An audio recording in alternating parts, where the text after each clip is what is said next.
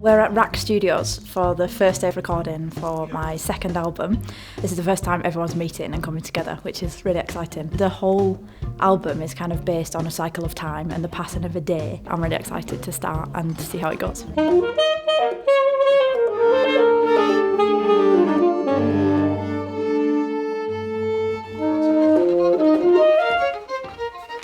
We'll be trying a lot of different things out because a lot of the pieces are brand new or brand new arrangements, so we'll be definitely winging it and working some stuff out as we go. But I think that's a really exciting thing, actually. Music is all about, for me, it's all about sharing and communication and being together. So to be playing with people that you like is an absolute bonus because you find that you have to say much less, I find, in words. You can just say it through the music or through a look.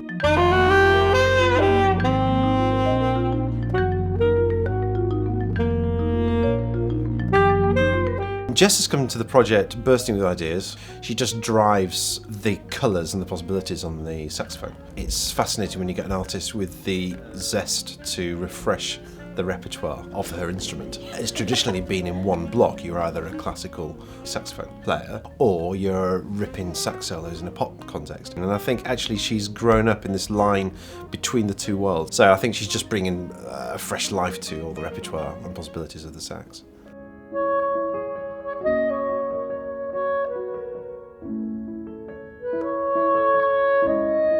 Jess kindly asked me to arrange Suspirium by Tom York. I immediately felt a connection with the harmony and the melodic structure, and I really felt it would be a cool one to get into. I was a little bit nervous at first because it can often be surprising how things sound, certain combinations of instruments. But I was really pleased with how it sounded.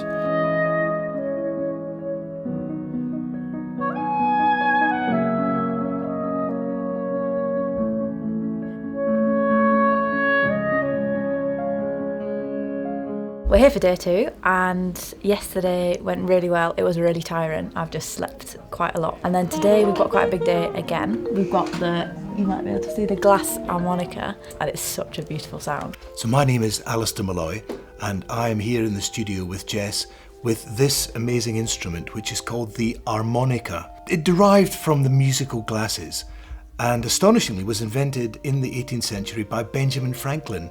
When he was living in London, he went to a concert of somebody playing wine glasses, and Benjamin Franklin loved the sound, but of course turned his fantastically inventive brain to solving the big problem about playing the glasses is that if you're at this point of the rotation and you have to jump to another note, there is a gap.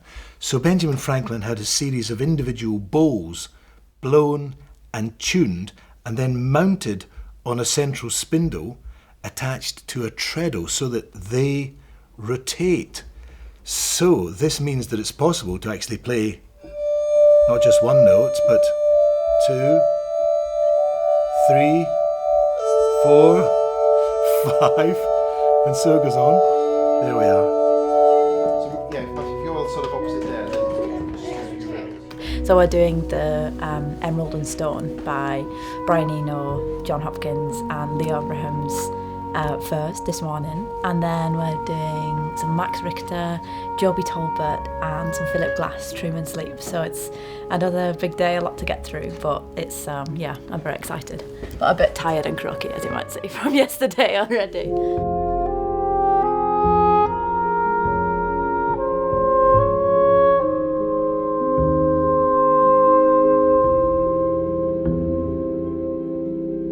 Joy of a recording session, this is seeing all the subtle things underneath the surface, the way that Jess varies the sound and even the strings with the long sustained notes that they end up playing a lot in this kind of music. I was very happy with the way this session went because it really brought the piece to life, and it's a great tune and great harmonies, and that's all you need in the end.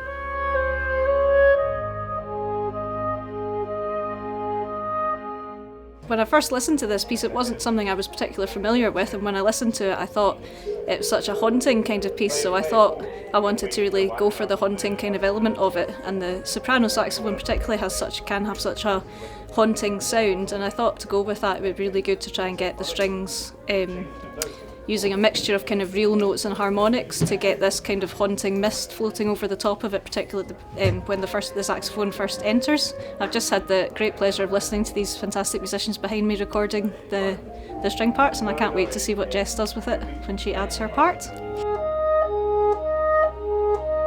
The two main instruments that I'm playing are the marimba and the vibraphone, and they're played in quite different contexts. So the marimba, there's one track where the marimba is like this relentless accompaniment pattern, whereas the vibraphone is a lot softer. There's more sustain as well. So that in a lot of the tracks, the sound is trying to sort of blend with the instrumentation, whether it be some piano or also like Jess herself with the sax, with the soprano sax. The collaborative effort is definitely my favourite way of working.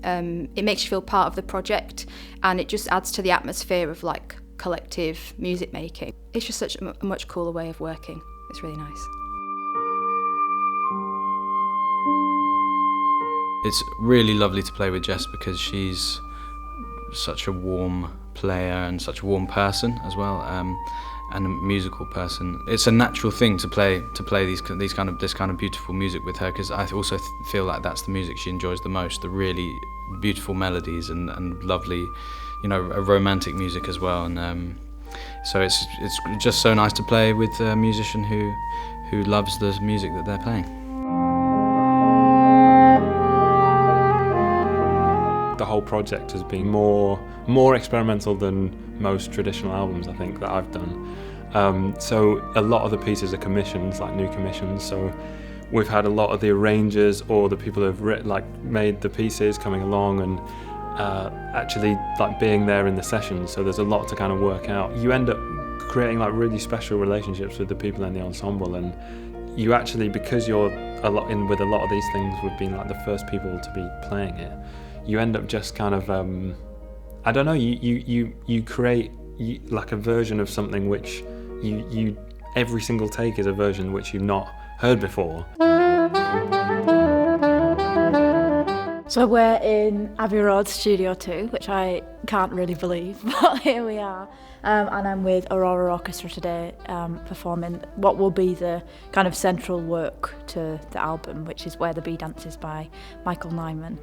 And this is one of the pieces when I was younger. I think I first heard it when I was about 11, where I just thought, that's what I have to do. I have to play that piece. And I listened to the John Howell recording of it. It was written for him, and it was just a massive inspiration. And I always wanted to play this piece, so to be recording it with an orchestra like this in Abbey Road it's kind of feels a bit surreal.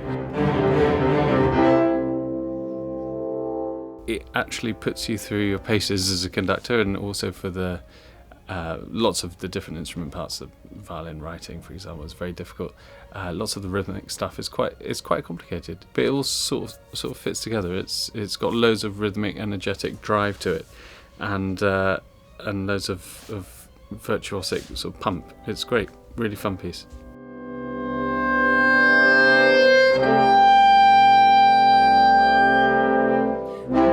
I love this music, and this is my favourite type of classical music.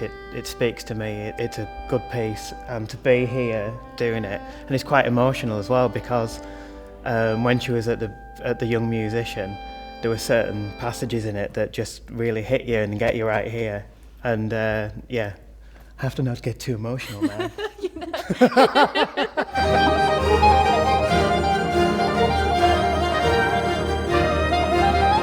Playing the saxophone, it's for me, it's a form of communication and expression, so it's really personal to me. And this album, we've worked on it for months and months and months for these 3 days, and then now we're in these 3 days, and you kind of don't realise that it's happening, because you've built it up and then you're here and you have to remember, okay, this is it, I'm actually doing this now, we're recording.